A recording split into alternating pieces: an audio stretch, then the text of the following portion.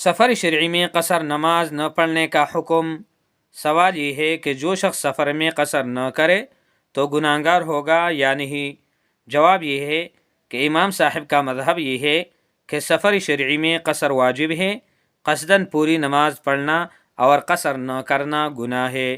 मुहतरम मुसलमानानु दा हम यो अहम मसला दा چې سړی مسافر وي او د پوره منځ وکړو، نو آیا په دې پوره منځ کولو باندې دته ګناه میلاویږي او کنه دا ګناهګار دی او کنه دی؟